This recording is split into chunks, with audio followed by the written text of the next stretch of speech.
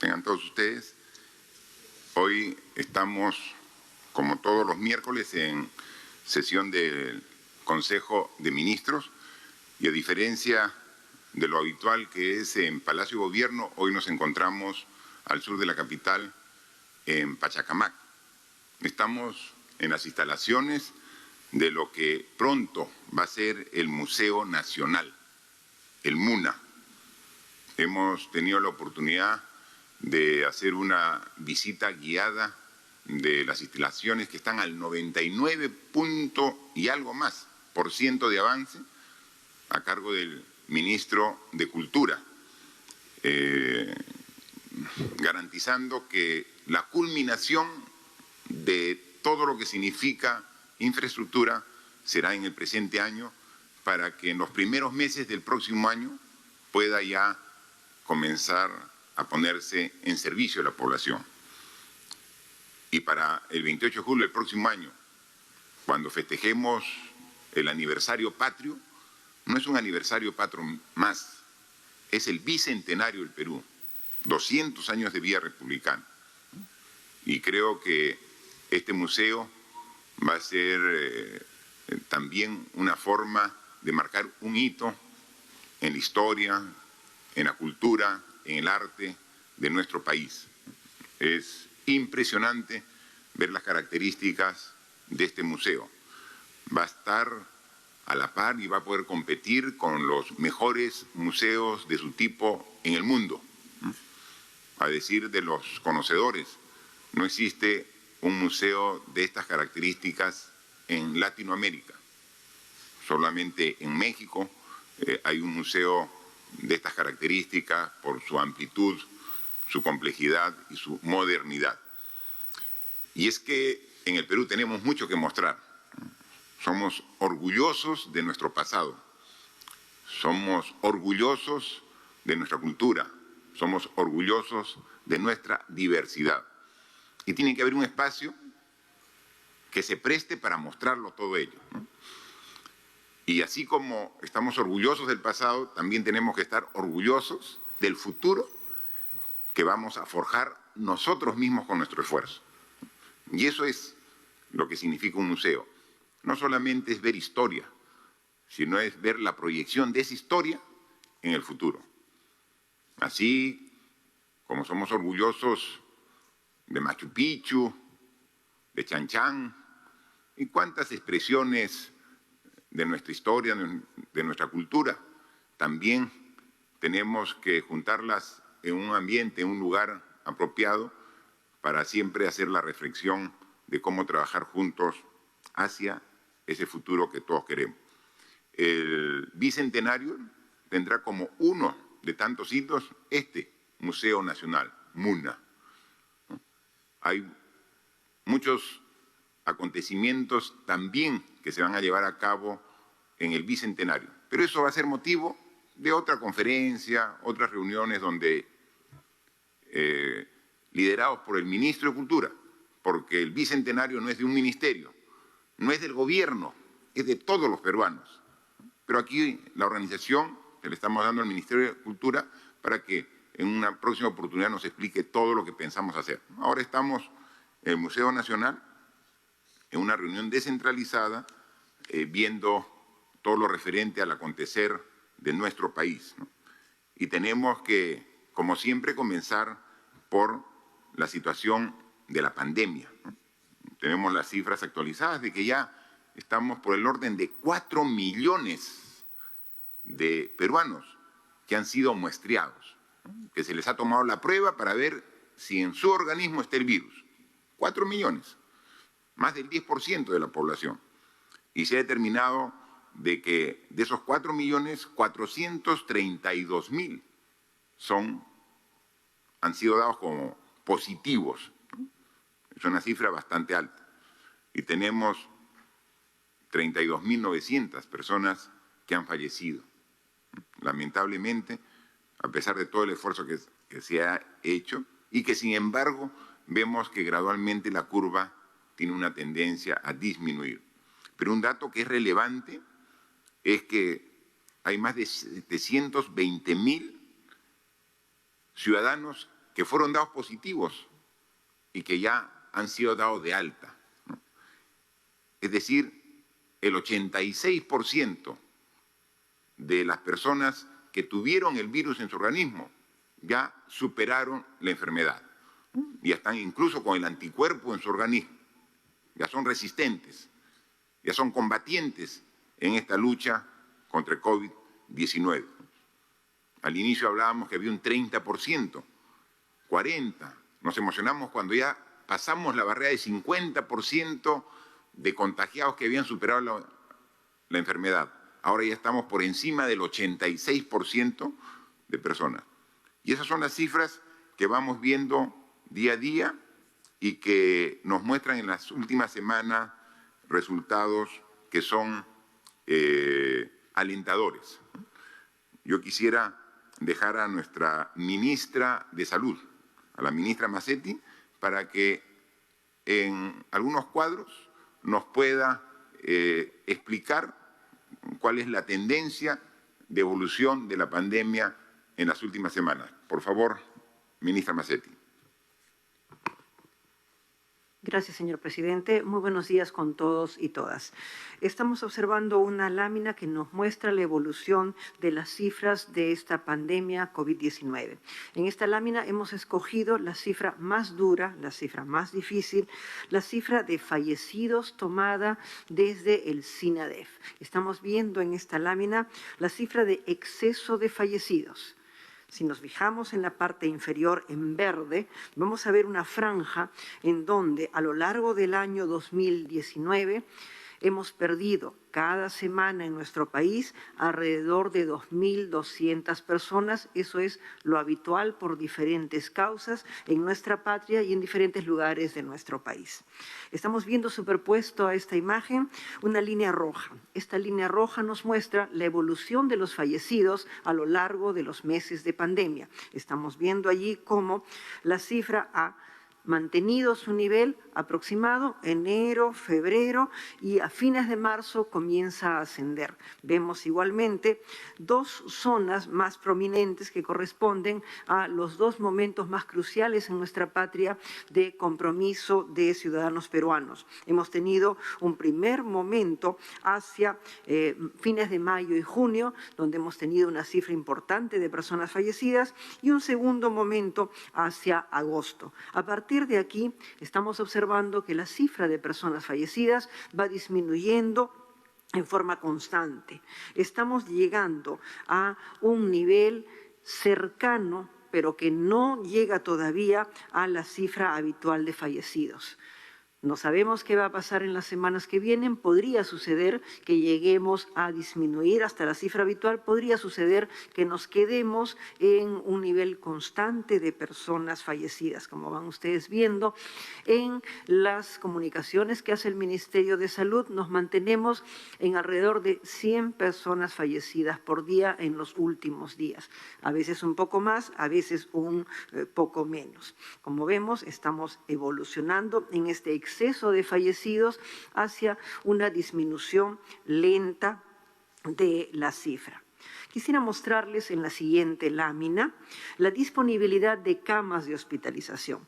¿Qué nos muestran estas dos láminas? Desde el 16 de agosto, el 15 de septiembre y el 7 de octubre, estamos viendo cómo, en primer lugar, la cantidad total de camas, 19.267, 19.270 y 18.231, estamos viendo que de las 20.000 camas que tenía, un discreto decremento. Esto se debe a que estas camas están siendo ya utilizadas para otras patologías. No significan que se desactiva, simplemente por el momento y ante la necesidad de las patologías no COVID están siendo utilizadas para ello.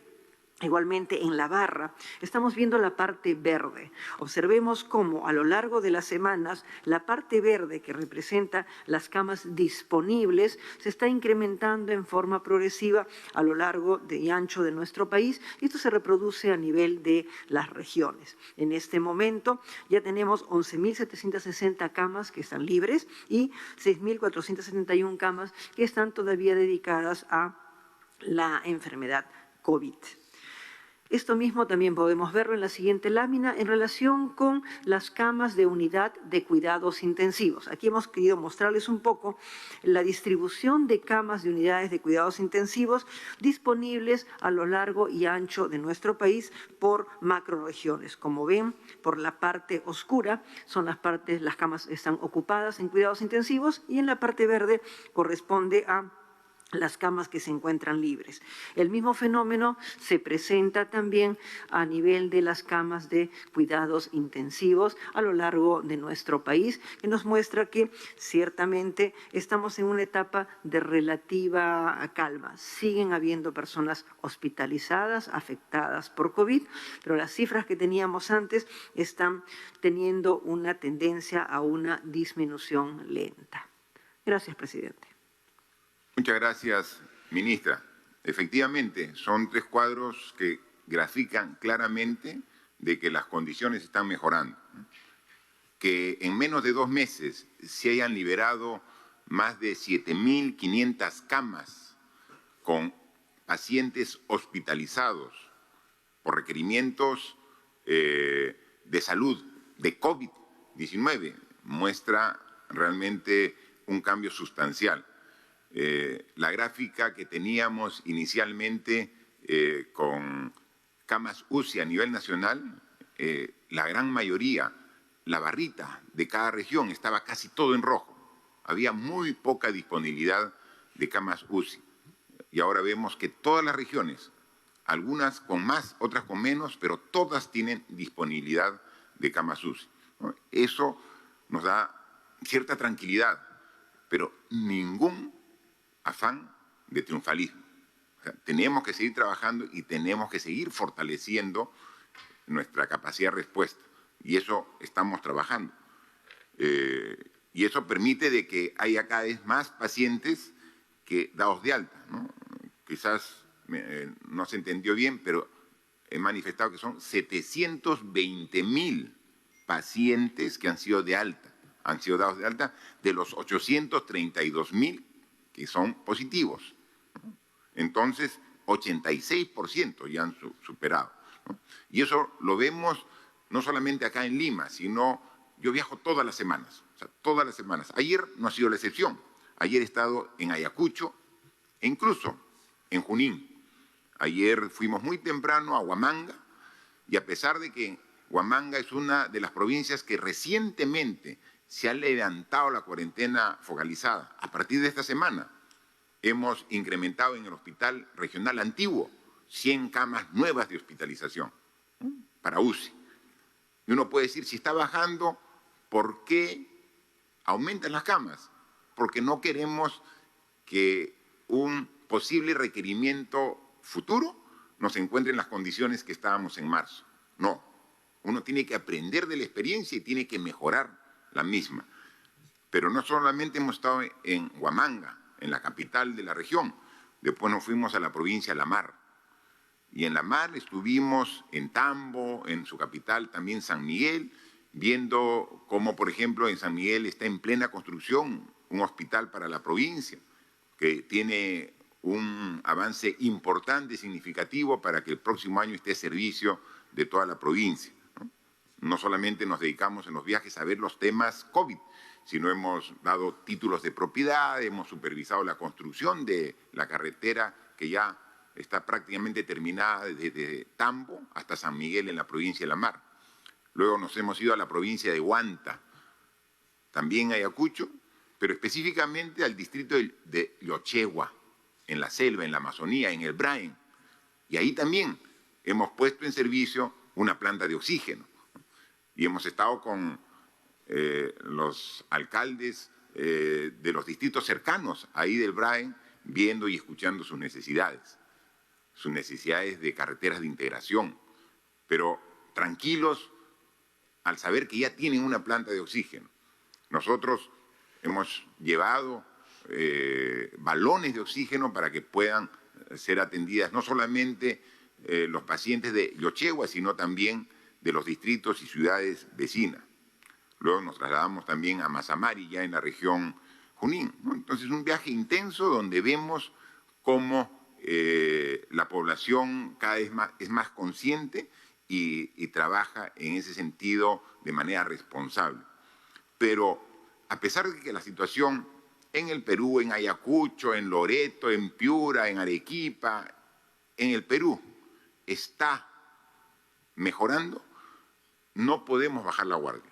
Porque yo quiero mostrarles un cuadro complementario a los que ha presentado la ministra de Salud, ¿no? Y ese cuadro se ve varias curvitas, ¿no?, en diferentes colores.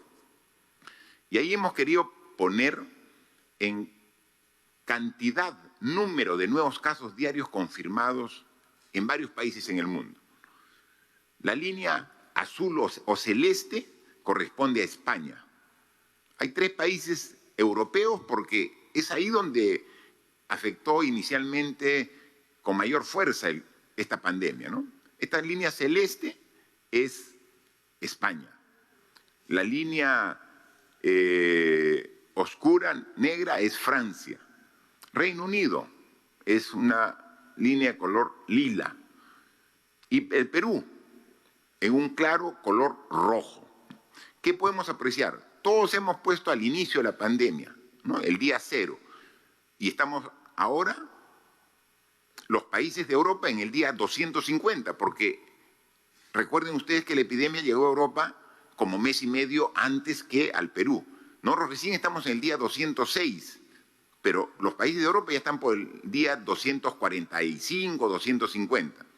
Y entonces ustedes pueden apreciar claramente que los países europeos tuvieron una primera ola con un pico y que luego bajaron a casi 0 los casos.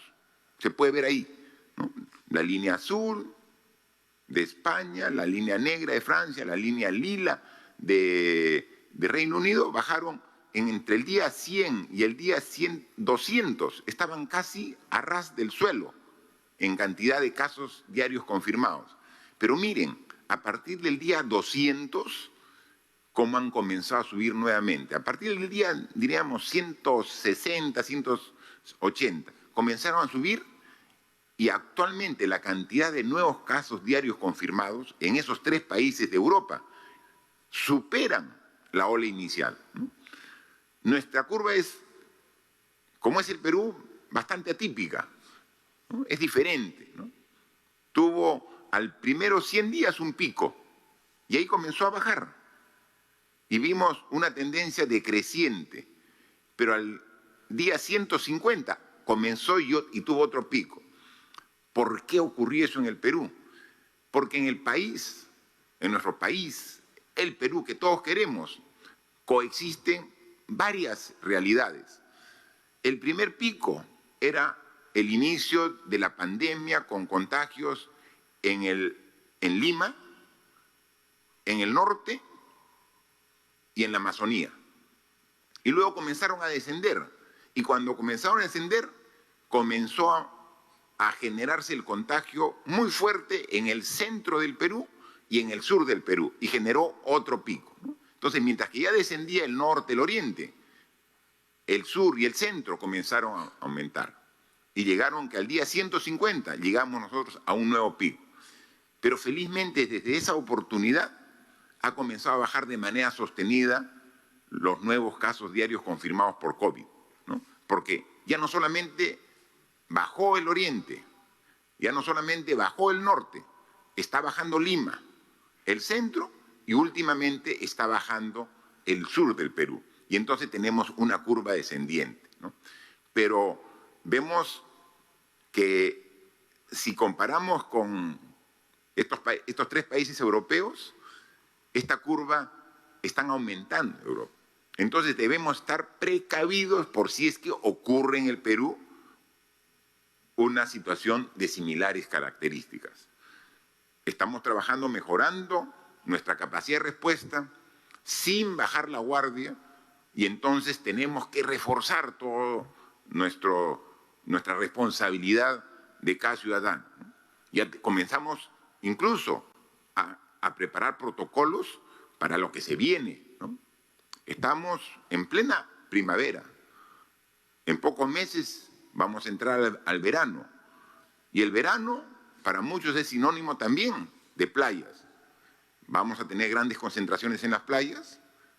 No vaya a ser que las playas se conviertan en lo que fueron al inicio los mercados, que eran los focos de contagio.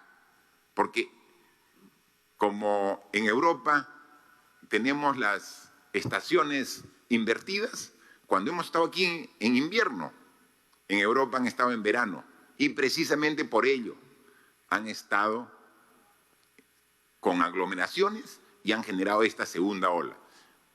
Viendo esta experiencia, tenemos que cambiar, tenemos que corregir algunos hábitos también para esas temporadas y evitar estos contagios, ¿no? Entonces, tenemos que seguir trabajando en ese sentido. Mucha responsabilidad, tanto la curva de contagiados, la curva de hospitalizados y la curva de personas fallecidas está semana a semana con tendencia decreciente.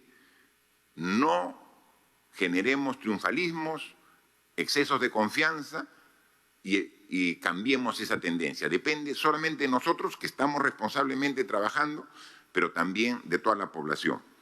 Y dentro de toda la población, cada fecha, como esto es muy dinámico, recibimos la información del Ministerio de Salud sobre cómo va evaluándose esta tendencia y tomamos decisiones. Hemos tomado decisiones para abrir las tiendas, los comercios, restaurantes, con aforos, con protocolos, con todo cuidado. Pero hay sectores por edades de la población que han tenido un tratamiento diferenciado, ¿no? Los niños y los adultos mayores. En los últimos días se ha hablado mucho de los adultos mayores. Y también nosotros estamos analizando el tema, viendo y tomando medidas para flexibilizar las decisiones que tomemos al respecto. Pero yo quiero que haya absoluta claridad de que las decisiones las tomamos siempre pensando en la persona, en el ser humano. Y hay veces son decisiones que son un poco hasta incomprendidas. Ese es uno de los problemas de ser autoridad, que hay que tomar las decisiones que corresponden muchas veces, que no necesariamente son populares, pero son las que corresponden. Y yo quiero dejar a la ministra de Salud nuevamente para que nos explique rápidamente 2 cuadritos sobre cómo se distribuyen la cantidad de contagiados y dentro de los contagiados, los que fallecen, cómo se distribuyen por edad, para que vean por qué es que tenemos tanto cuidado en un sector de la población, me refiero a los adultos mayores. Por favor, ministra. Gracias, presidente. Quisiera mostrarles una lámina donde encontramos la distribución de casos positivos hasta este momento en nuestro país de acuerdo a las diferentes etapas de vida. Como ven ustedes, niños hasta los 11 años y adolescentes hasta los 17 años, tenemos aproximadamente unas 50.000 personas hasta este momento con positividad para COVID. Cuando analizamos el momento de los jóvenes de 18 a 29 años y los adultos de 30 a 59 años, en realidad estamos observando nosotros unas 630.000 personas. Y finalmente, cuando llegamos a nuestros adultos mayores de 60 años a más, hay 147.000 personas que han estado positivas. En total, en nuestro país, hemos tenido 832.929 personas positivas. Y nuestros adultos mayores corresponden en porcentaje a alrededor de un 17%. En la siguiente lámina vemos una cifra difícil, dura, la letalidad según las etapas de vida, los fallecidos. Y aquí estamos viendo que tenemos alrededor de 150 niños y adolescentes que han fallecido. Y estamos viendo también unos 9.700 personas entre jóvenes y adultos que han fallecido. Pero cuando llegamos a la etapa de adultos mayores, estamos observando 23.000 personas que han fallecido. De los 32.914 ciudadanos peruanos que han fallecido, 23.000 corresponden a adultos mayores, personas de 60 años o más. Esto significa que el riesgo de morir es 8 veces más importante cuando estamos afectados por COVID si somos adultos mayores. Es 8 veces más importante. 2/3 de los fallecidos son adultos mayores. De allí nuestra preocupación por la etapa adulto mayor, las personas mayores de 60 años, presidente. Gracias, ministra. Estos cuadros son absolutamente claros, porque a veces se reclama y no hay un análisis previo, ¿no?, del total de personas que han sido contagiadas, precisamente por haber puesto un esfuerzo especial en cuidar a nuestros padres, a nuestros abuelos, a nuestros tíos, a los adultos mayores en general. De 832.000 positivos, solamente el 17% son adultos mayores, 147.000. O sea, del total de infectados, 17% son adultos mayores. Pero, sin embargo, del total de fallecidos, que son 32.900, 23.000 son adultos mayores, 70%. Es decir, de cada 10 personas que han muerto por el COVID, 7 son adultos mayores. O sea, ¿cómo no cuidarlos? ¿Cómo no poner especial atención en ellos? Si 7 de cada 10 personas que mueren por COVID son adultos mayores. Entonces no puede ser que muy alegremente se diga que puedan tener las mismas facilidades de todos, ¿sí? Lo que queremos es cuidar a la gente. He escuchado incluso a muchas personas, adultos mayores: yo soy responsable, déjenme, yo sé lo que hago. Cuando estamos en una etapa de emergencia, cuando estamos en una emergencia, una cuarentena, una crisis sanitaria de estas características, hay veces hay que restringir alguna de las libertades para cuidar precisamente lo más preciado, que está establecido en el artículo 1 de la Constitución, la persona humana. Entonces, poco a poco hemos dado mayores facilidades y flexibilidades para todos, pero cuando hemos sido mucho más graduales en los adultos mayores, es que esa gradualidad se ha manifestado en que solo el 17% se han infectado. Imagínense si hubiéramos permitido desde un inicio que salga. No sería el 17, quizás sería el 25 o 30%. No, solo el 17 ha sido infectado. Pero de ese 17%, el 70% representan del total, ¿no? Sin embargo, hoy hemos revisado y hemos conversado aquí en Consejo este tema y estamos dando mayor flexibilidad. Estamos cambiando el concepto, ¿no? A través de una modificación del Decreto Supremo, estamos cambiando la prohibición por recomendación, ¿no? Pero la responsabilidad es de todos, ¿eh? Entonces, las prohibiciones que se tenían, estamos cambiándolas por recomendaciones, porque ahí están las cifras. Y entonces tienen que ser conscientes de que hay personas, como nos comentaba la propia ministra, de una reconocida persona, no quiero entrar a detallar el nombre, que tuvo un problema durante la pandemia, un adulto mayor de más de 80 años, que tuvo un problema coronario y que requirió en plena pandemia de una operación a corazón, a pecho abierto del corazón.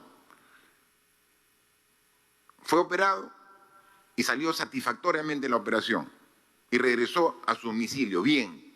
O sea, libró una batalla contra un mal muy difícil, un mal coronario, y salió satisfactoriamente. Y sin embargo después recibió visitas. Una de las visitas tenía el COVID y no lo sabía y lo contagia. Y la persona fallece, no por el problema del corazón, fallece porque su organismo no resistió el virus, el COVID. Ese es el tema, es lo que queremos evitar.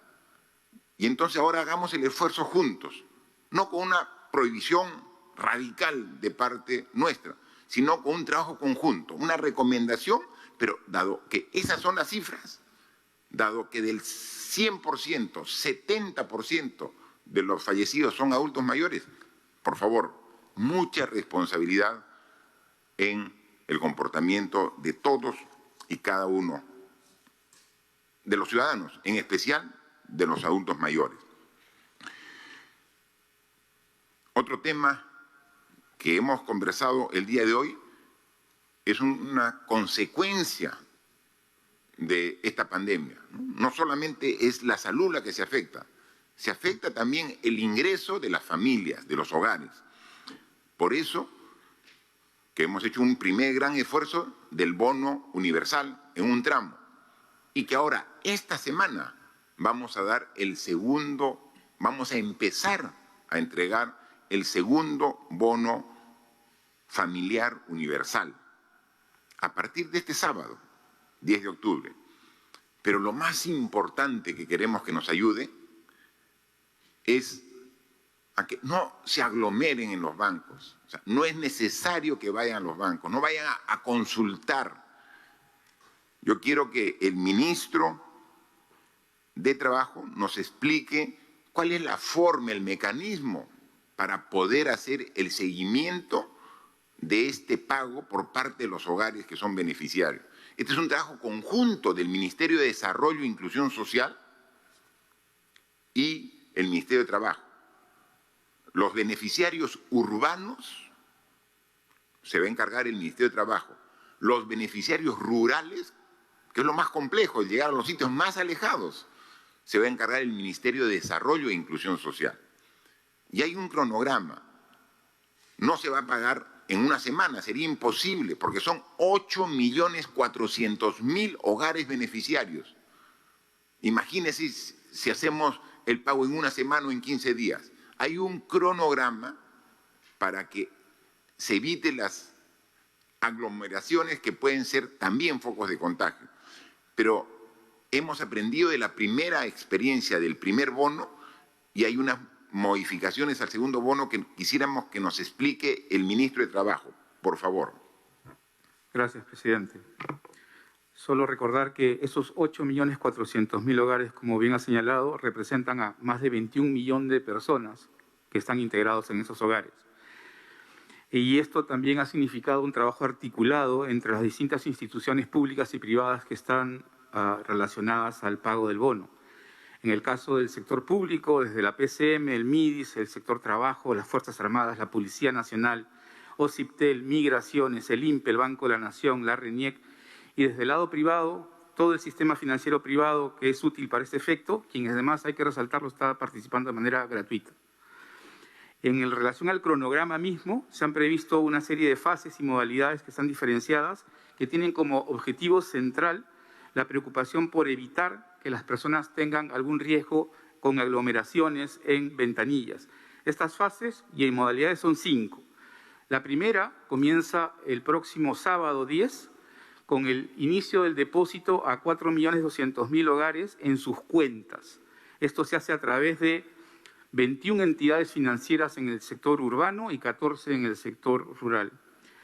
Además, se incluyen los carritos pagadores, particularmente para las zonas rurales, pero que también estarán involucrados en el pago de los adultos mayores y las personas con discapacidad, y este proceso va a comenzar a partir del 30 de octubre. Además, a partir del 7 de noviembre se van a incorporar los pagos a través de la billetera digital y la banca celular, y a partir de del 5 de diciembre la cuenta DNI desde el Banco de la Nación, y finalmente, a partir del 15 de diciembre, los saldos de las personas que todavía no habían podido cobrar a través de estos mecanismos, a través de una fase presencial. Para todo este efecto, se ha trabajado una estrategia de comunicación única que permite tener un solo canal de comunicación y de verificación, que es el call center, que puede atender casi 1.300 llamadas simultáneamente, y es la línea 1811, que estará disponible desde el día de mañana. Una sola plataforma, que es www.bonofamiliaruniversal.gov bfu.gov.pe o www.bfu.gov.pe, que va a permitir brindar de manera oficial toda la información relacionada a las fases y los mecanismos de pago y la oportunidad en la que serán los depósitos. Todo esto estará disponible a partir de mañana 8 y el pago, como se ha señalado ya, comenzará en la primera fase a partir del sábado 10. Muchas gracias, ministro. Como bien lo ha manifestado, tenemos un call center que va a poder atender 1.300 llamadas simultáneas. O sea, no tienen que ir al banco para preguntar. Y tenemos un enlace web para poder también ahí verlo. Entonces, hay formas directas para poder saber que si son o no beneficiarios. Este es el segundo bono. Entonces, los que han sido beneficiarios del primer bono van a ser beneficiarios también del segundo bono. Y quizás algunos hogares adicionales que se han ido incorporando, ¿no? Pero sí son beneficiarios, ¿no? Entonces, y a partir de mañana empezamos una campaña de comunicación donde vamos, a través de los medios, de ustedes, medios de comunicación, a informar a la población de manera simple, clara, didáctica, cómo se puede acceder a la información para saber si es beneficiario, y si es beneficiario, cuándo va a tener, los que tienen cuenta, ya el depósito en su cuenta. O sea, no tienen que ir al banco físicamente a cobrar, lo tienen y pueden usar ese dinero de la forma que crean más conveniente, ¿no? Y se ha preparado un spot que a partir de mañana también vamos a darlo a conocer, pero quisiéramos hoy día, dado que estamos aquí en Consejo, que la población que se conecta a estas conferencias puedan, en calidad de primicia, escuchar el spot a respecto del bono familiar universal. No sé si lo podrían pasar para verlo, por favor. Sale un nuevo bono y al toque quieres ir al banco. No vayas, no seas ingenuo. Ingresa a bfu.gov.pe. Si no puedes, llama al 1811. Y si no te queda de otra, anda a un centro de atención autorizado. Tranquilo nomás, que este bono tendrá varias formas para cobrarlo. No vayas a la ventanilla del banco. No lleves el bicho a casa. Gobierno del Perú. El Perú primero. Ahí hemos podido apreciar a Melcochita, ¿no? Con su estilo característico, diciéndonos claro, no lleves el bicho a casa, no lleves el virus, no lleves la infección, no lleves la enfermedad a casa, ¿no? Y como dice, no vayas al banco, tienes un call center y tienes formas de averiguar directamente si es que eres beneficiario o no.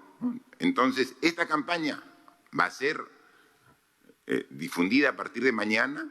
Yo estoy seguro que vamos a mejorar en orden en la distribución del bono, ¿no? Siempre hemos dicho que somos autocríticos. Cuando las cosas se pueden mejorar, las decimos. Hemos hecho un gran esfuerzo en entregar el bono 760 de diferentes modalidades, como se fue llamando al inicio, bono quédate en casa, bono rural, bono independiente, etcétera. Y cada vez que salía, eran grandes aglomeraciones, colas en los bancos. Queremos que esto sea más controlado. Estamos poniendo todo nuestro esfuerzo, pero necesitamos también la ayuda de la gente para que sigan las indicaciones que a partir de mañana se comienzan a difundir por los medios de comunicación. Cambiando de tema, pasamos a los temas económicos y legales. Aquí he recibido ya de parte del Congreso de la República 2 leyes que ya han sido incluso consensuadas, una de ellas con nosotros, con el Ejecutivo. Ley que establece disposiciones extraordinarias para la reprogramación y congelamiento de deudas a fin de aliviar la economía de las personas naturales y las MIPES como consecuencia del COVID-19. Había una propuesta del Congreso de la República, había otra propuesta nuestra del Ejecutivo. Hicimos el esfuerzo de juntarnos y salió una norma consensuada. Esta norma tiene como objeto establecer medidas extraordinarias de reprogramación de pagos de créditos de personas naturales y MIPES afectadas económicamente por el estado de emergencia nacional. ¿Y a quiénes alcanza? ¿Cuál es el ámbito de aplicación de esta norma?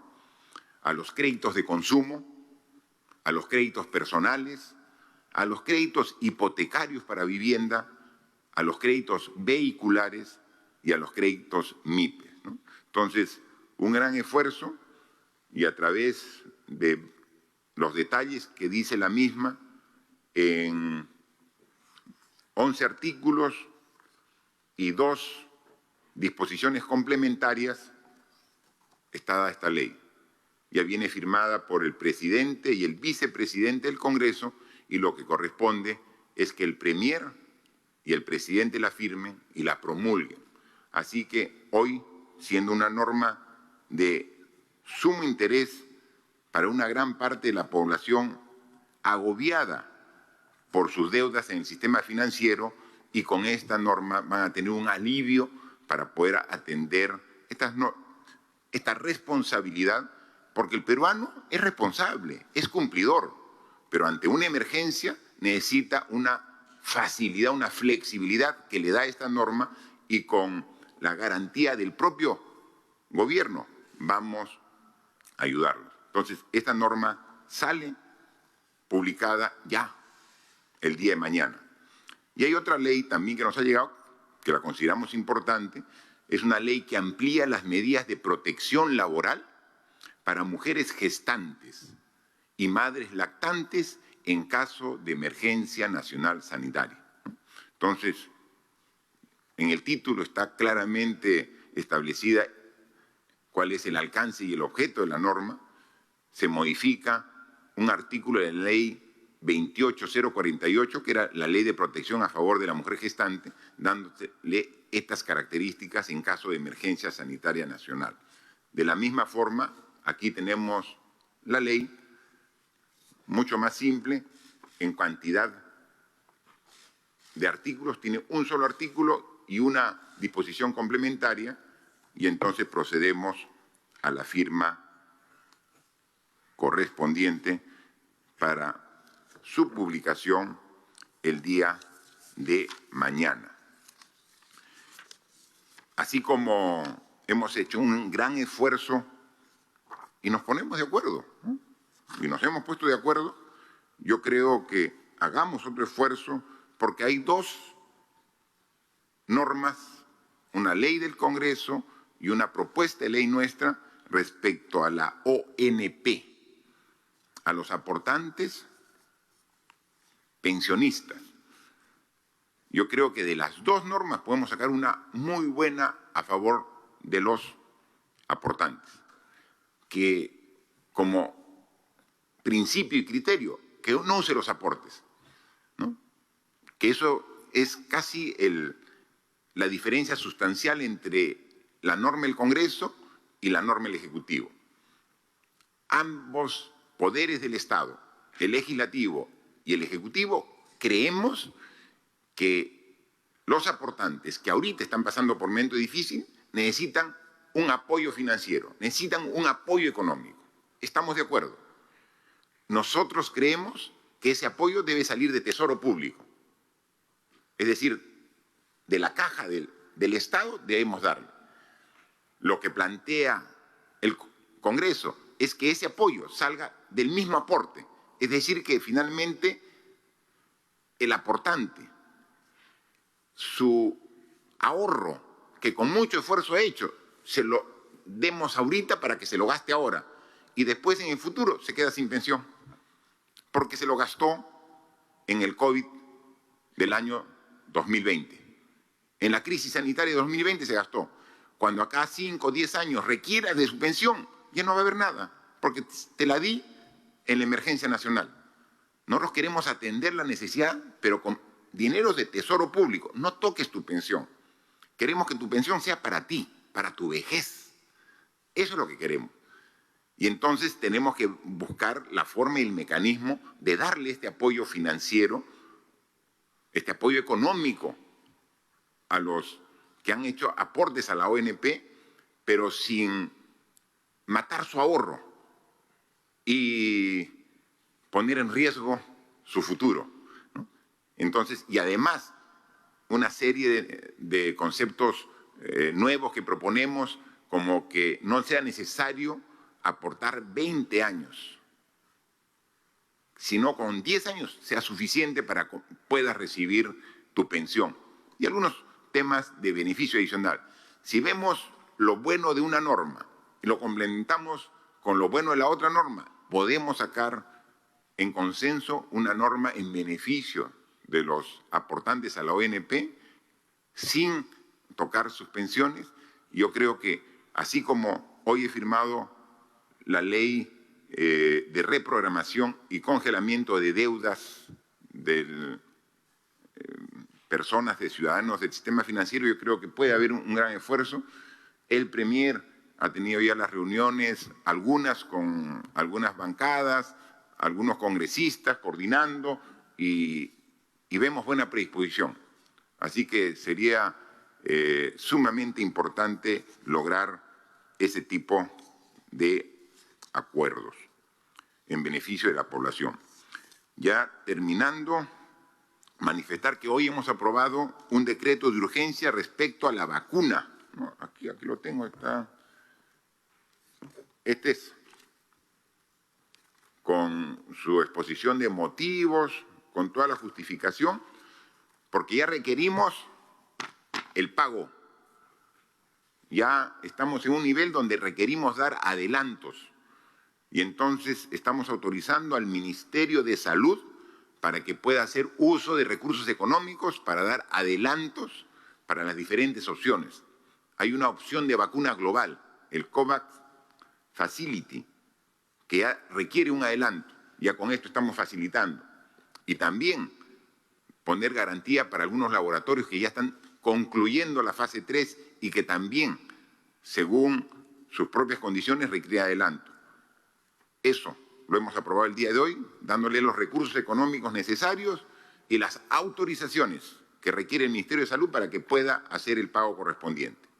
Así que este decreto de urgencia, sumado con el proyecto de ley que hemos enviado al Congreso para que pueda facilitar, acordar el protocolo de aprobación de la vacuna COVID, yo creo que sumado a esos dos temas, estamos avanzando para, como hemos dicho, el primer trimestre del próximo año, contar ya con la vacuna y poderla aplicar con orden de prioridad a quienes corresponda en nuestro país. Con ello hemos terminado los temas principales de agenda de la reunión del día de hoy. Quedamos a disposición de los 5 medios de comunicación que han sido sorteados para recibir las consultas correspondientes. Manifestar que aquí estamos todos los ministros y ministras en pleno. Solamente hay 2 ministros que han tenido que salir citados por el Congreso de la República. El ministro de Transportes y Comunicaciones está en la Comisión de Presupuesto, precisamente para sustentar el presupuesto de su sector para el año 2021. Y la ministra de Economía tenía una reunión hoy en la tarde, temprano, con la Comisión de Trabajo.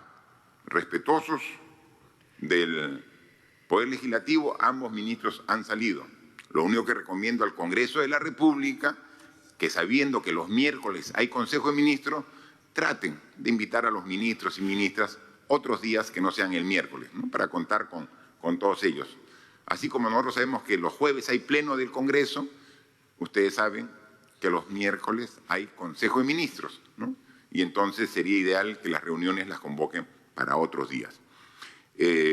Antes de escuchar las preguntas, hay un tema que, como muchos, nos une a los peruanos, ¿no? Y es el fútbol. Hoy nuestra selección nacional viaja a Paraguay para empezar un nuevo sueño. Así como ese sueño se hizo realidad el 2018 llegando al Mundial de Rusia después de muchos años. Ahora el próximo sueño es Qatar 2022. Y el primer esfuerzo que estos bravos muchachos tienen que hacer es el día de mañana en Paraguay. Hoy están viajando en horas de la tarde, reciban toda la buena vibra de aquí, de ministros, ministras. Estamos a la distancia con ustedes, estaremos como la mejor hinchada del mundo, alentándolos a la distancia. Estoy seguro que van a poner alma, corazón y vida para defender a la blanquirroja como siempre lo han hecho. Muchas gracias a los jugadores y al entrenador también, obviamente. Ahora sí, por favor, entramos las preguntas. Gracias. Presidente, ministros, buenas tardes. Primera pregunta de Televisión Tarapoto San Martín. La población está pendiente del bono familiar universal, urbano y rural. ¿Aquellos que recibieron los bonos anteriores podrán recibir el segundo bono universal? ¿Saldrá otro grupo de beneficiados? De ser así, ¿cuándo estaría disponible el link? ¿Cómo eligen a las personas que recibirán el bono? ¿Cuál es la estrategia que el MIDIS ha tomado en la parte rural, donde las personas están a la espera de un poco de ayuda del Estado? Muy bien. Muy breve, el ministro de Trabajo que ya ha explicado y complementa a la ministra de Desarrollo e Inclusión Social sobre el tema rural que le corresponde a ella. Por favor. Gracias, presidente. Solo para señalar, ya se dio la información que está atrás de la pregunta, pero en todo caso, sobre el tema de cómo se han seleccionado los beneficiarios, recordemos que el decreto de urgencia que dispuso esta tarea le atribuyó a RENIEC la tarea de identificar el padrón de beneficiarios cruzando distinta información que iba desde el propio Padrón General de Hogares, el Registro Nacional de Hogares, que fue la plataforma que se colgó para que puedan inscribirse aquellos hogares que consideraban que no habían sido beneficiados. Y esto se cruzó también con el registro de identidad que ha permitido a RENIEC disponer la información para que los sectores puedan cumplir con el pago correspondiente. En el caso de San Martín específicamente, el porcentaje de la población beneficiada, considerando a todos los miembros del hogar en relación a la población proyectada, es del 85.6%. Eso es lo que puedo señalar, presidente. Muchas gracias. Por favor, ministra de Desarrollo e Inclusión Social. Bien, y aprovechar la pregunta para informar que el MIDIS va a pagar en la zona rural a 3.067.391 hogares. De estos hogares, el 56.9% están ubicados en la sierra, el 26.8% en la selva, el 15.2% en la costa y solo el 1.1% en Lima metropolitana. Y de esos 3 millones, 1.156.580, es decir, un 37.7% son usuarios de los programas sociales frente a un 62.3% que no lo son. El ministro de Trabajo habló sobre la estrategia en base a 5 fases. Las mismas 5 fases las vamos a aplicar en la zona rural y para ello vamos a pagar primero con depósito en cuenta, pero en una primera oportunidad, es decir, el 10 de octubre, depositaremos a 1.231.000 hogares que son pertenecientes a los programas sociales y que tienen una cuenta en el Banco de la Nación. También se depositará a aquellas personas que tienen cuenta en la banca privada. Luego, continuaremos con los pagos a través de los carritos pagadores, las ETBs, que son los que llegan a las zonas más alejadas. Estas ETB también se van a trasladar a los domicilios de las personas que son mayores de 80 años para que no tengan que acudir a cobrar el bono. Por otro lado, están los mecanismos de la banca celular, de la billetera digital. También estaremos haciendo los giros y los pagos masivos que se han previsto en los colegios, en los estadios. Entonces, hay varios mecanismos de pago que nos permitirán también llegar a las zonas más alejadas y también con nuestras vías que podrán llegar hasta las zonas amazónicas en donde no se podían llegar con los primeros pagos. Muchas gracias, ministros. Por favor, la siguiente. Segunda pregunta de Diario La República. Presidente, la suspensión perfecta de labores se aplicará hasta enero del próximo año. Bajo ese escenario, ¿a cuánto ascenderá el monto del segundo subsidio para esos trabajadores? ¿Cuál sería el costo fiscal y cuáles serían los requisitos? En esa línea, ¿cuándo estaría transfiriendo el MEF esos recursos a Salud, tomando en cuenta que el primer subsidio demoró en ser desembolsado a esta entidad? ¿Por qué esta ampliación se ha dado de forma general y no se ha focalizado, dado que ya estamos en la fase 4?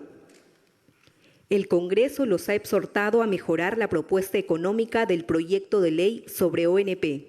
¿Presentarán una nueva contrapropuesta? ¿Es posible que los deudos de afiliados fallecidos también sean beneficiados? Y en el caso de la AFP, ¿cuándo y qué propondrá frente al retiro del 100% que busca el Congreso? Presidente, ¿cómo piensan reiniciar las clases escolares presenciales en marzo del 2021, cuando los niños ni siquiera habrán recibido vacuna?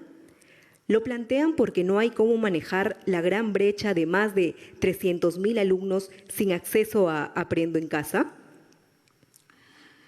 Bien, son varias preguntas, incluso una pregunta que tiene varios temas, ¿no? Le voy a pedir que responda el viceministro de Economía, que está presente, los temas que corresponden a su sector, complementado con el ministro de Trabajo, porque habla sobre la suspensión perfecta, ¿no? Es bien extensa la pregunta, y sobre la ONP, ¿no? Y luego el tema de educación, de Aprendo en Casa, el ministro de Educación. Por favor, viceministro. Gracias, presidente. Lo primero que hay que señalar es que en el caso del subsidio a la planilla que se aprobó en marzo por 750 millones, este subsidio se aprobó el 27 de marzo y empezó a pagarse el 16 de abril. O sea que en realidad hubo un relativo corto periodo para la implementación de la medida. Se está explorando junto con el Ministerio de Trabajo la posibilidad de otorgar un segundo subsidio a la planilla y estamos haciendo los análisis para hacer las segmentaciones y hacer los costeos apropiados para esta finalidad. Sobre el tema de la ONP, vale la pena reiterar la preocupación que tenemos por el tema de las pensiones. El problema central es que necesitamos que más peruanos tengan pensiones y obviamente que esas pensiones puedan evitar la pobreza en la tercera edad. En esa línea y en esa lógica, de la mano con los esfuerzos para la reforma de pensiones, se ha propuesto una propuesta de ley al Congreso para ir en dos líneas. Uno, en el tema de atender este problema estructural de cómo incorporar a más peruanos a un sistema de pensiones, y dos, cómo atacar la situación económica en la emergencia actual. Sobre el primer tema, se han propuesto incorporar a peruanos con más de 10 años de aportación a la ONP, que anteriormente estaban excluidos, para que tengan una proporción, una pensión proporcional en dos tramos, entre 10 y 15 años y entre 15 y 19, de tal manera que puedan gozar de una pensión en el periodo de la tercera edad y de jubilación. Esto tiene varios ingredientes importantes, que no solamente puede ser heredado a la viuda o a los hijos menores, sino que además tiene un componente importante que es la atención de salud. Como todos saben, en la tercera edad la atención de salud es absolutamente una condición indispensable para poder atender las afectaciones en ese periodo. Pero además reconociendo que existe una coyuntura que dificulta la incorporación de pensionistas, hay un conjunto de facilidades para la jubilación temprana, para la afiliación en caso de invalidez y otros mecanismos que se han propuesto en la alternativa presentada al Congreso, y además la atención a esta situación de emergencia. En el primer bono, nosotros identificamos a cerca de 1 millón de afiliados a la ONP que recibieron el bono y a cerca de 2,5 millones de familias que lo recibieron. Está previsto ahora que existen 2,5 millones de afiliados a la ONP que recibirán el bono universal y estamos programando su incorporación a un grupo más. Entonces, con la propuesta del Ejecutivo estamos abordando dos problemas. Uno, el estructural de mejorar y ampliar el espectro de las pensiones para más peruanos, porque eso es lo que tenemos que ir y eso va en la línea de la reforma pensionaria. Está alineado además con cualquier posibilidad de la reforma que se contemple en adelante, y la segunda, que es atender la emergencia brindando los apoyos económicos necesarios para este segmento de la población. Gracias. Ministro de Trabajo, por favor. Gracias, presidente.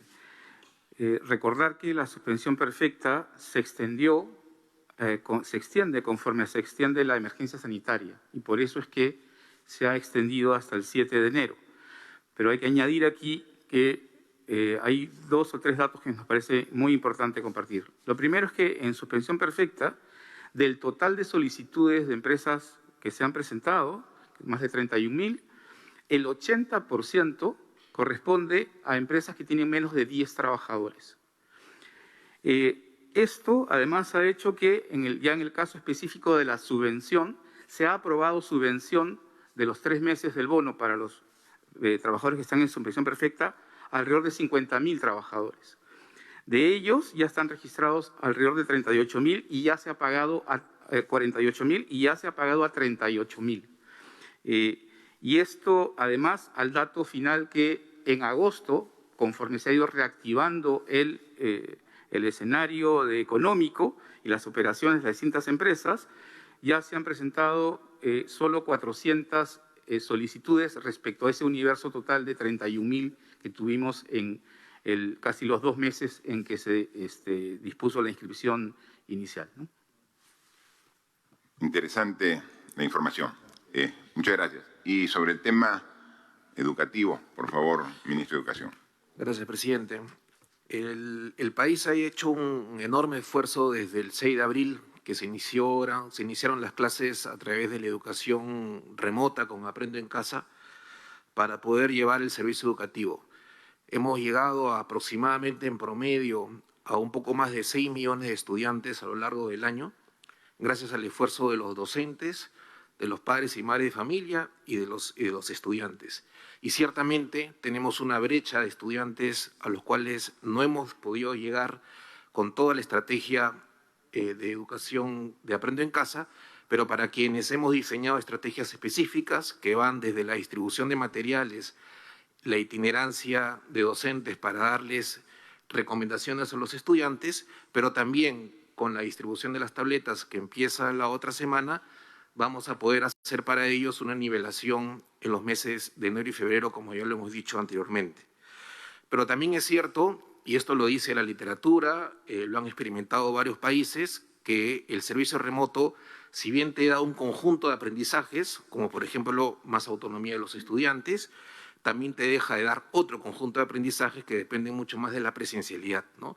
Y es por eso, además, que ciertamente pueden haber brechas que podrían seguir aumentando, o también hay situaciones de familias que tienen que involucrarse cada vez más al trabajo y que por lo tanto dejan de darle un seguimiento a sus niños y niñas, que en varios países del mundo, una vez que las condiciones de salud mejoran, han ido retornando a las escuelas.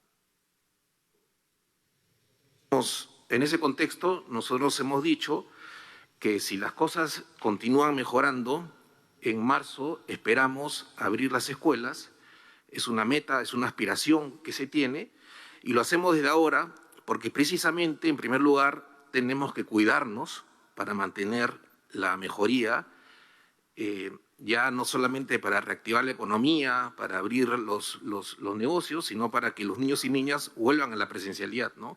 Es una meta social, es una meta que depende de nosotros y es bueno que empecemos a definirla como un compromiso de todos, ¿no?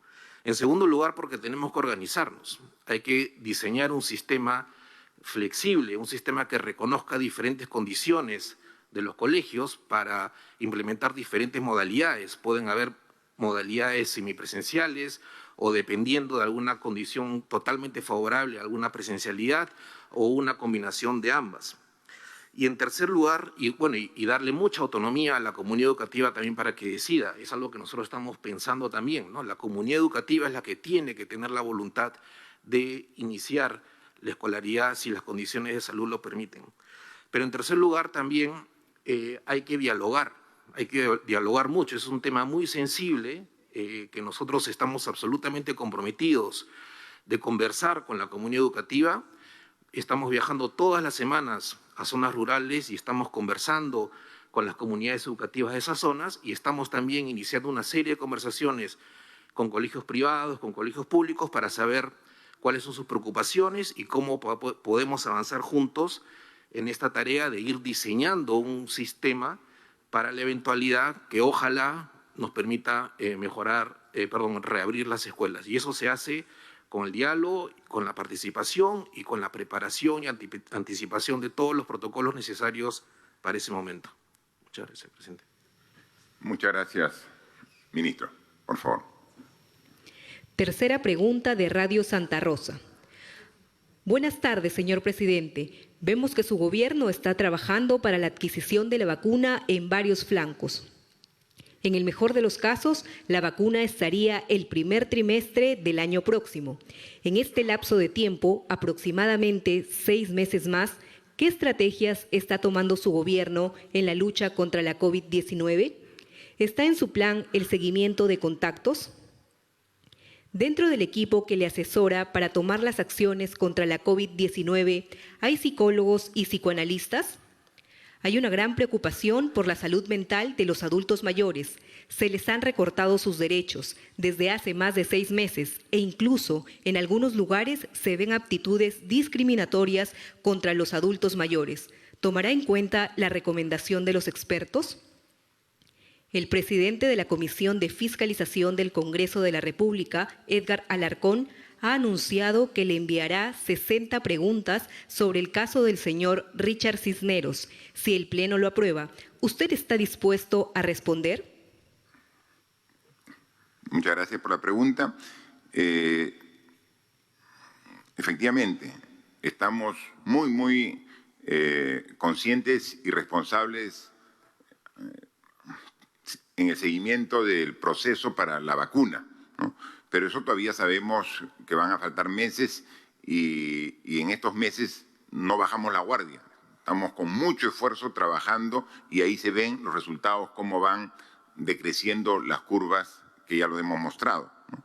Pero sobre qué casos y acciones específicas estamos haciendo, la ministra de Salud nos puede complementar algo más y también sobre el...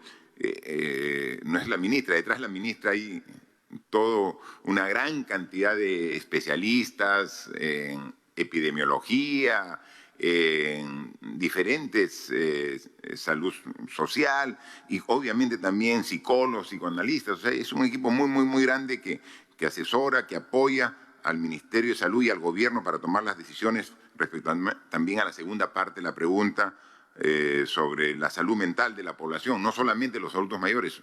Todos creo que nos hemos visto afectados en la salud mental, estar más de 200 días en esta situación que nos encontramos. Por favor, señora ministra. Gracias, presidente. Con respecto a las acciones que se están realizando a nivel nacional con la preparación para la COVID y además las patologías no COVID, que en este momento han cobrado particular importancia. En relación a COVID, como hemos mencionado, se ha procedido a hacer la revisión de los equipos que hemos estado empleando. A nivel nacional, los diferentes establecimientos hospitalarios han estado revisando los equipos de ventilación asistida, los monitores y demás, para asegurarnos que estén en buenas condiciones. Además, parte de esos equipos han sido transferidos a la zona no COVID, porque hay atenciones no COVID que se vuelven importantes en este momento. Igualmente, se está haciendo todo un recuento de los materiales que existen en los diferentes almacenes, incluyendo en particular los insumos de tipo médico, los medicamentos, y estamos haciendo adquisición de los medicamentos que pudiéramos necesitar para las unidades de cuidados intensivos y otras atenciones. Igualmente, en particular, estamos levantando el primer nivel de atención y la atención comunitaria. Como ustedes saben, el primer nivel, nuestros establecimientos cuentan con aproximadamente la mitad del personal debido a toda la situación que estamos viviendo y al hecho de que las personas mayores y con comorbilidades tienen que cuidarse y no pueden exponerse. En ese sentido, estamos empezando a abrir los establecimientos de primer nivel. No necesariamente todos se van a poder abrir, pero los que se están pudiendo abrir están dedicándose a hacer la atención de la población con un enfoque comunitario para que todos estemos entrenados para poder hacer frente a una posible segunda ola y a los casos que todavía tenemos. Y en ese sentido, en el primer nivel de atención se ha hecho una asociación estratégica, el componente Taita, que ha estado recorriendo todo nuestro país y que nos ha ayudado a atender adultos mayores y personas con comorbilidad. Ahora nos hemos aunado también el Ministerio de Salud y estamos haciendo intervenciones que nos permiten ver no solo a las personas mayores y con comorbilidad, sino también al resto de la población. La operación Taita llega a diferentes lugares. Este fin de semana, Cusco, Apurímac y Pasco. Y en la operación Taita, dirigida por nuestras Fuerzas Armadas, está aunándose brigadas del Ministerio de Salud y equipos de los diferentes regiones de nuestro país, de tal manera que a donde llega, en realidad llegan nuestras Fuerzas Armadas, llega la brigada del MINSA y se encuentra allí con el personal de salud de la región para hacer ya intervenciones mucho más integrales. Igualmente, estamos procediendo a activar todo lo que es no COVID, porque nuestra población que tiene otras patologías necesita atención. Y preparándonos justamente, tal como lo menciona, para la vacuna, estamos activando los sistemas de vacunación regular de nuestro país. Desde hace varias semanas se está vacunando en los establecimientos previa llamada, se está vacunando casa por casa. Pero este fin de semana, sábado y domingo, sábado 10 y domingo 11, los invitamos a todos a la jornada de vacunación nacional. A nivel nacional se está procediendo a una vacunación el día sábado para los adultos y adultos mayores y el día domingo para nuestros niños, nuestras mujeres gestantes, de tal manera que puedan ser atendidos en diferentes lugares. Los establecimientos, están yendo brigadas casa por casa, está habiendo atención a nivel de las plazas, de los colegios, en una alianza estratégica con muchos establecimientos de salud, establecimientos escolares, y estamos teniendo también el apoyo de alcaldes y de diferentes instituciones. Todos, por favor, infórmense en su localidad para ver qué sitios de vacunación tenemos el día sábado para los adultos mayores y el día domingo para niños y gestantes a lo largo de todo nuestro país. Vamos a tener 12.000 puntos de vacunación y vamos a tener 5.000 brigadas de vacunadores a nivel nacional activando todo esto. Con respecto al aplicativo Perú en tus manos, este aplicativo está siendo estructurado en concordancia con el SICOVID del Ministerio de Salud, de tal manera que podamos nosotros tener la posibilidad de activarlo de una forma un tanto más dinámica en este momento de la pandemia. Con respecto al segundo punto relacionado con salud mental, tenemos nosotros una Dirección Nacional de Salud Mental que efectivamente desde el año 2017 ha empezado a hacer una serie de actividades. Ya tenemos 155 centros de salud mental a nivel nacional y en lo que resta del año estamos abriendo 50 centros más. Y además hemos abierto 11 hogares protegidos para hacer la transición hacia la vida en sociedad y estos 11 hogares protegidos ya están funcionando. Tenemos previsto entre lo que queda del año y el próximo año 35 hogares protegidos más. Se han efectuado en realidad cerca de 1.445 atenciones para los adultos mayores en estos centros de salud mental, con psicólogos, con psiquiatras y diferentes grupos de terapistas. Gracias, presidente. Gracias, ministra. Usted ha resumido una enorme cantidad de acciones que estamos haciendo porque no bajamos la guardia. El COVID está aquí, no se ha ido, sigue en medio de nosotros. Las curvas han bajado por la respuesta de las instituciones, pero principalmente por la responsabilidad de la población. Así que no seamos irresponsables, no nos confiemos, no seamos triunfalistas. Sigamos trabajando todos hasta derrotar definitivamente a este virus. La segunda parte de la pregunta referida al congresista Alarcón, yo quisiera responderla al final, uniendo a otra pregunta para darle un marco integral a la respuesta. Por favor, la siguiente pregunta. Cuarta pregunta de Radio RCC Tacna. Se tiene información de que autoridades moqueguanas sostuvieron una reunión con el Ministerio de Energía y Minas y han solicitado una inspección a la mina de Toquepala. De comprobarse que la extracción de minerales ingresó a territorio de Moquegua, será reclamado que la mina sea birregional, teniendo en cuenta que hubo una redistribución del canon que originó el Tacnazo el 30 de octubre del 2008, porque Tacna rechazó la redistribución. ¿Qué es lo que podría pasar otra vez frente a este pedido que hacen las autoridades moqueguanas y qué le espera a la región de Tacna?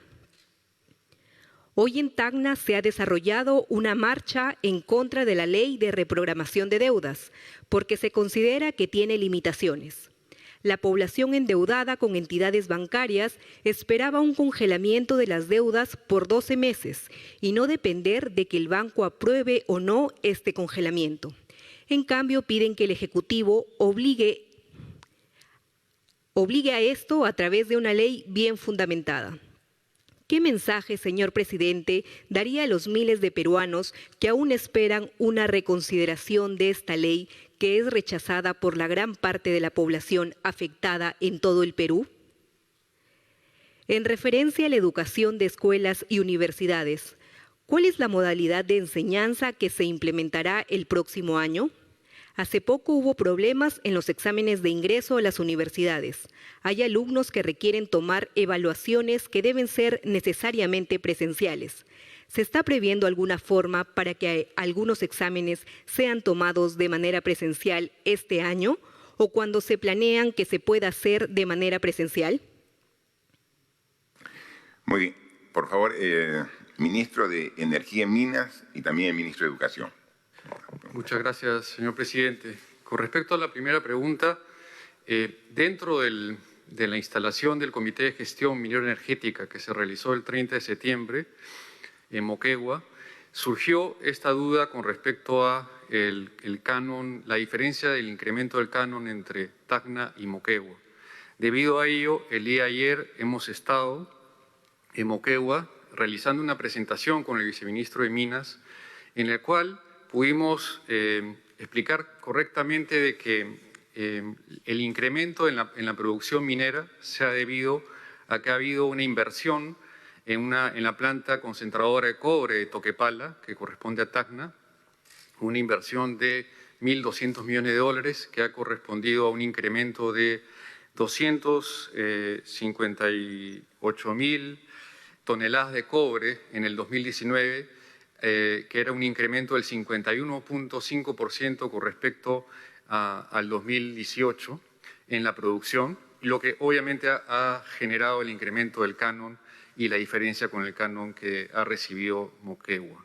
Lo importante es que a raíz de lo que ocurrió, la protesta del 2008 y 2010, hubo un cambio en la ley de la concesión, de la ley de canon, que cambió cómo se determinaba el canon, que ya no era por el material tratado, sino era por el valor de venta del concentrado por cada concesión.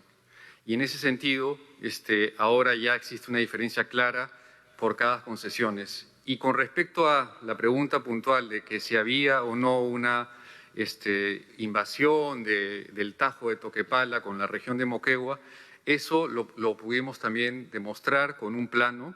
Sin embargo, frente al pedido del gobernador y los alcaldes, lo que se ha quedado es que se va a coordinar dentro del Comité de Gestión Minero-Energética con la empresa minera para hacer una visita con el gobernador y los alcaldes para que puedan apreciar de que no existe una superposición con la región de Moquegua. Eso en base a, como fruto de este diálogo y esta presentación, que creo que ha sido muy positivo y que marca el espíritu que tenemos como gobierno de estar preventivamente buscando, escuchando a las autoridades y resolviendo las preocupaciones o dudas que tengan con respecto a cualquier tema minero energético. Ese es el objetivo de estos comités de gestión minero energética que hemos instalado y que seguiremos instalando en algunas otras regiones más en el país. Gracias. Ministro de Educación. Muchas gracias, presidente. En relación a la pregunta sobre cómo se va a dar el servicio, ya me he referido en la anterior respuesta, simplemente reiterar que vamos a diseñar los protocolos necesarios, vamos a diseñar un sistema flexible que le dé mucha autonomía a la propia comunidad educativa y vamos a estar a la espera que efectivamente las condiciones de salud permitan que se dé esa situación de reinicio de las clases presenciales o semipresenciales, ¿no? En relación al tema universitario, sí comentar que las universidades públicas han hecho un esfuerzo muy grande de iniciar su transformación digital, ¿no? Y lo han hecho rápidamente, ¿no? A la actualidad ya todas han iniciado sus clases de manera virtual y 9 de las universidades públicas han hecho exámenes de admisión de manera virtual. La Universidad Autónoma de Tayacaja, la Universidad Nacional Intercultural de la Amazonía, la Universidad Nacional San Agustín, la Universidad Intercultural de la Selva Central Juan Saltos Atahualpa, la Universidad Nacional Enrique Guzmán y Valle de la Cantuta, la Universidad Nacional de Moquegua, la Universidad Nacional de San Marcos, la Universidad Nacional José María Arguedas y la Universidad Nacional de Cañete. Evidentemente, estos exámenes tienen un tema de acceso. Hay estudiantes que quisieran postular y no tienen las condiciones de conectividad para hacerlo, y dado ello hemos iniciado conversaciones con las autoridades universitarias para evaluar la posibilidad de algún tipo de solución para que combine presencialidad y virtualidad en aquellos casos que sean necesarios. Estamos en esas conversaciones y veremos los resultados de las mismas. Sí, por favor, la siguiente. Última pregunta de América TV. No hay ley de vacunas. El proyecto de ley que envió el Ejecutivo no se ha discutido. ¿Nos puede explicar los puntos y alcances sobre esta iniciativa? ¿Lo que pretende el Ejecutivo? La investigación en el caso Swin lo alcanza usted por obstaculización a la justicia, que es muy serio. ¿Por qué usted reduce todo este episodio al monto de unos contratos de menor cuantía? En relación al proyecto de la ONP y otros proyectos que han enfrentado al Ejecutivo y Congreso, el presidente Merino ha dicho esta mañana que esto es como un noviazgo. La novia le está haciendo caso al novio. Más allá de este comentario machista, la pregunta, presidente, es ¿quién le está haciendo caso a quién en esta relación? A ver, aquí hay 3 ángulos de la pregunta. Yo quisiera, es lógico, cuando hace este tipo de comentarios, yo creo que muy corto pero muy preciso, en relación al comentario de la pregunta que se refiere al presidente del Congreso, el señor Merino, yo quisiera darle, como corresponde, la palabra a la ministra de la Mujer sobre ese comentario, cuál es su apreciación como ministra de la Mujer y como representante del Gobierno. Por favor, doctora. Cómo no, presidente. En particular, las mujeres que participamos en política y que también participamos en todos estos actos preparatorios al Bicentenario,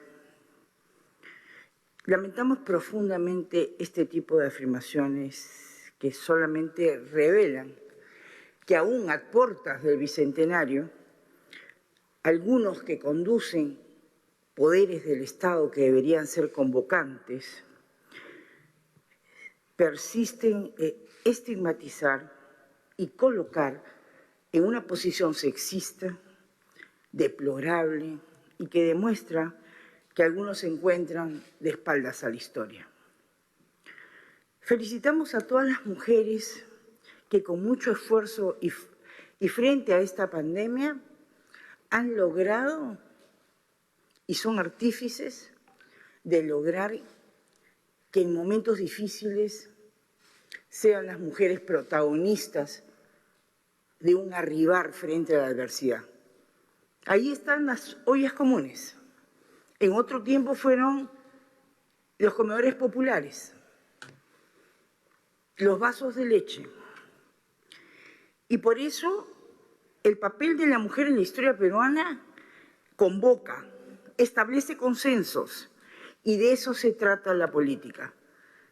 Personalmente felicito a nuestra ministra de Economía.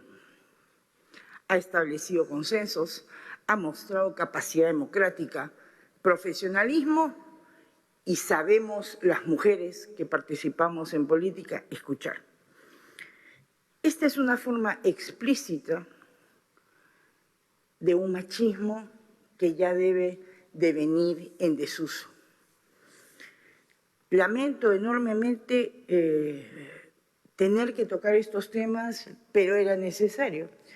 Y por supuesto que nosotros no estamos de acuerdo. Respetamos, pero es realmente inconveniente y es antihistórico que un político que conduce un poder del Estado establezca la participación de una mujer economista que conduce una cartera tan importante como Economía y Finanzas y la lleve a un nivel absolutamente bajo.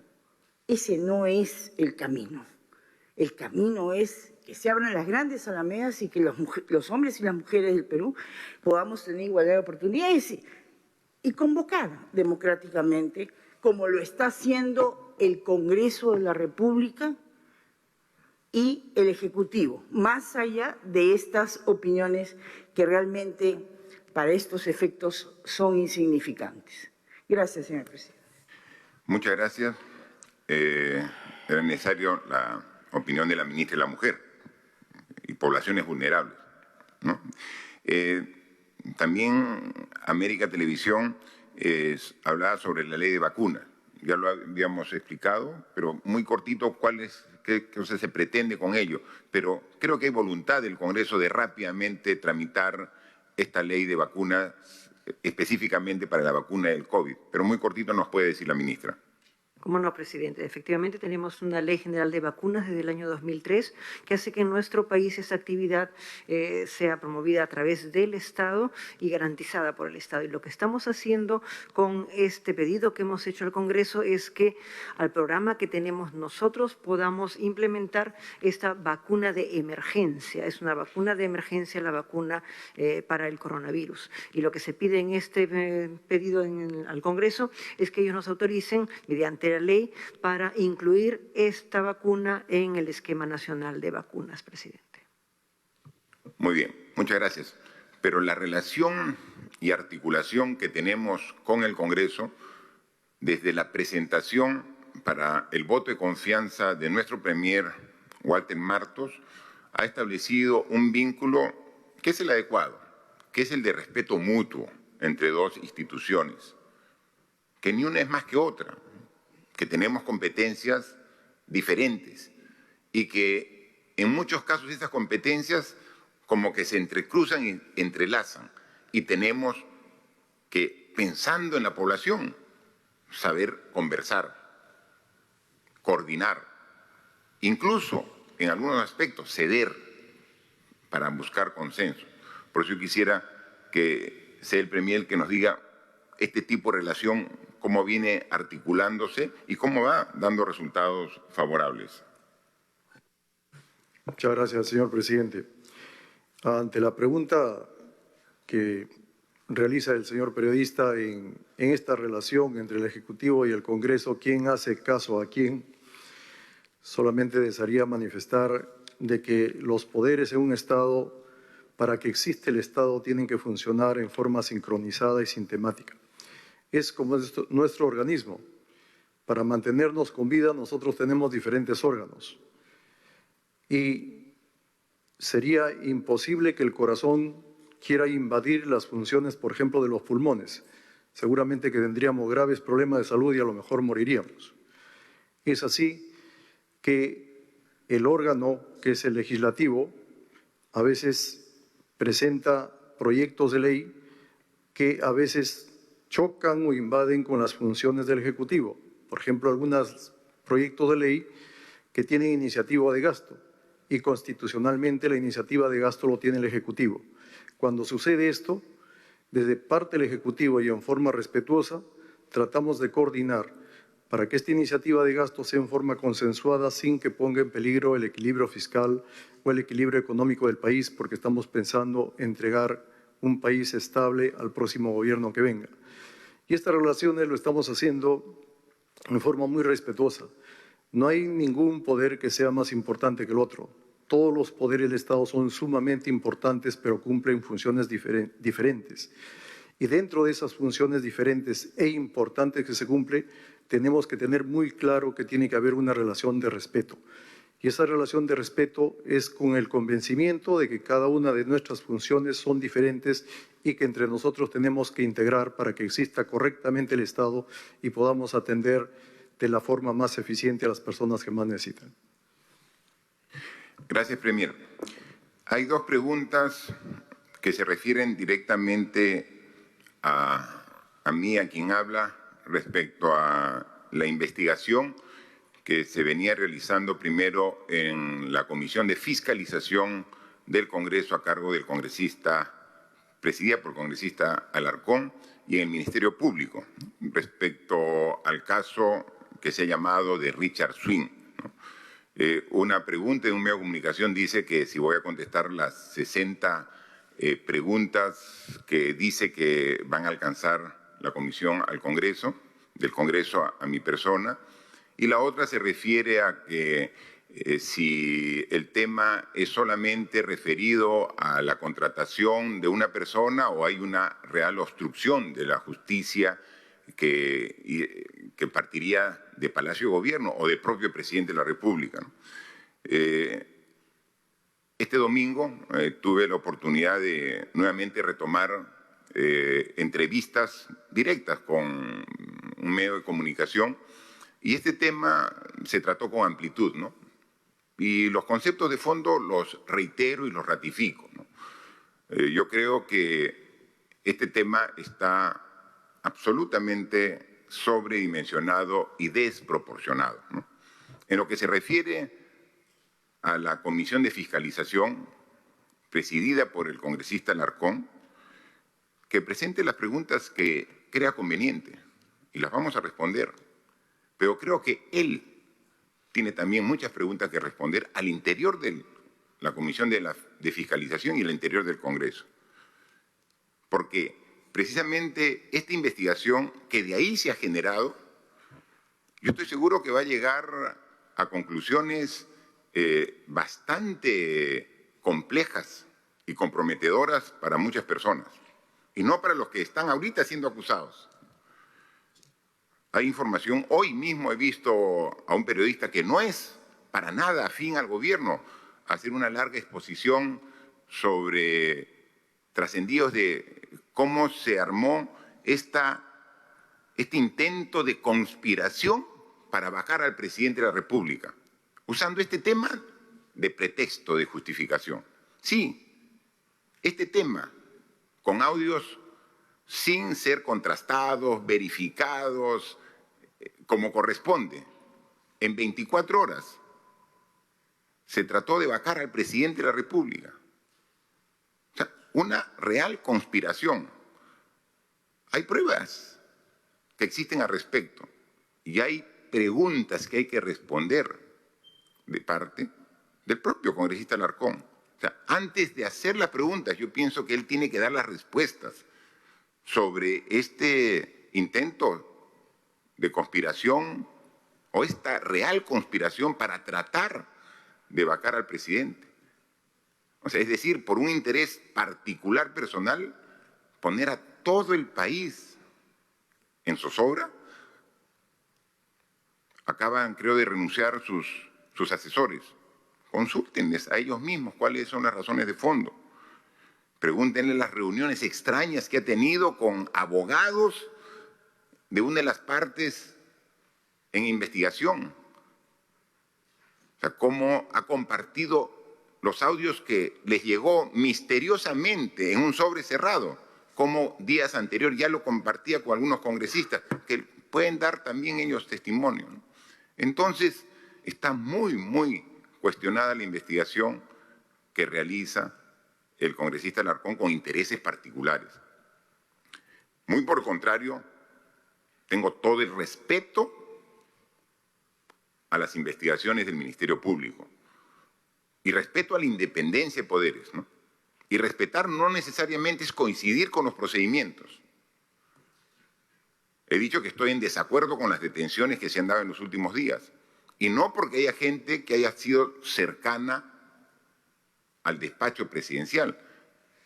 Sobre esas detenciones he manifestado mi desacuerdo incluso mucho antes, en el caso de personas que también están en investigación. Y lo único que hago es ratificar. Aquí no hay ninguna obstrucción de parte del despacho presidencial, ninguna. Y lo podemos probar las veces que se requiera. Hay 13 diligencias que ha hecho el Ministerio Público por este caso.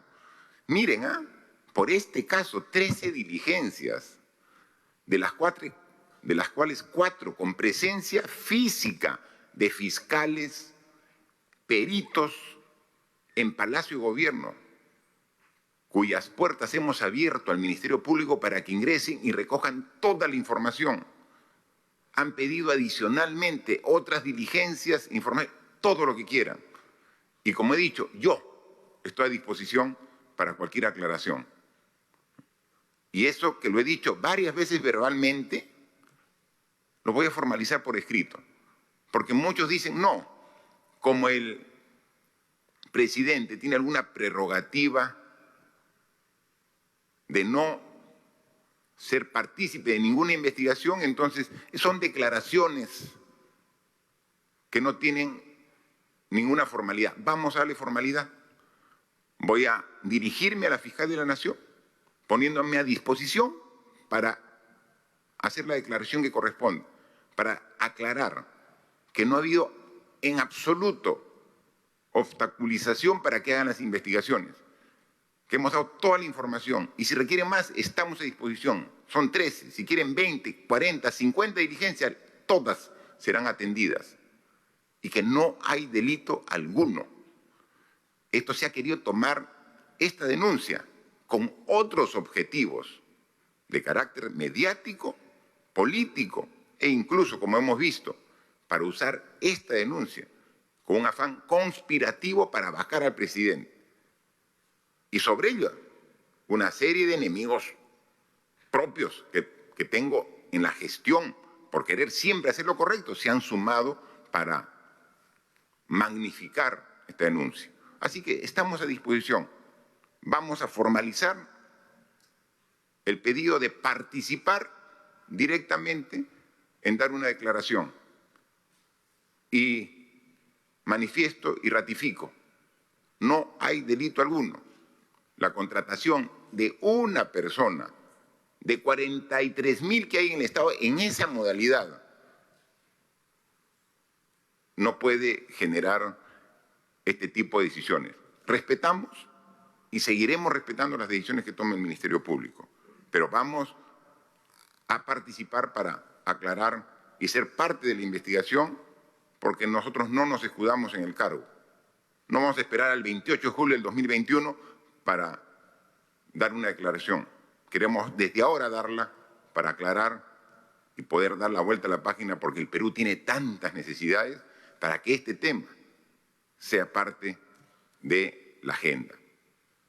Por último, no quiero dejar de felicitar a los médicos y médicas de todo el Perú, representados aquí con nuestra ministra Pilar Macetti, que hace 2 días han estado de aniversario.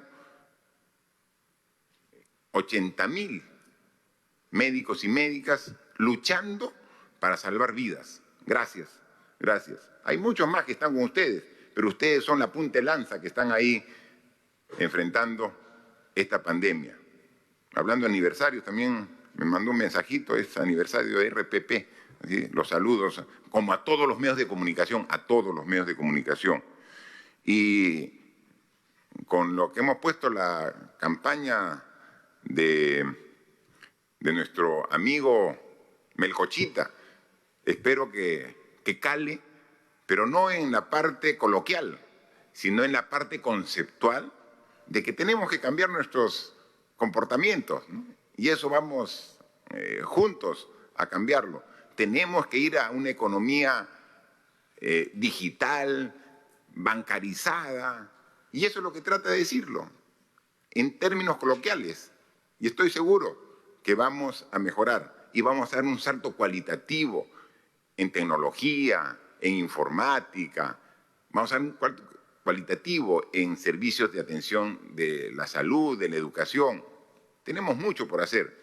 Y cuando nos pone estos retos, la naturaleza, un virus, es cuando nos encuentran y tenemos que demostrar de que los peruanos estamos dispuestos para lograr cualquier objetivo que nos propongamos. Así que sigamos trabajando y nuevamente felicidades a nuestros jugadores de la selección de fútbol que ya están rumbo al aeropuerto. Éxitos y que traigan un buen resultado el día de mañana. Muchas gracias.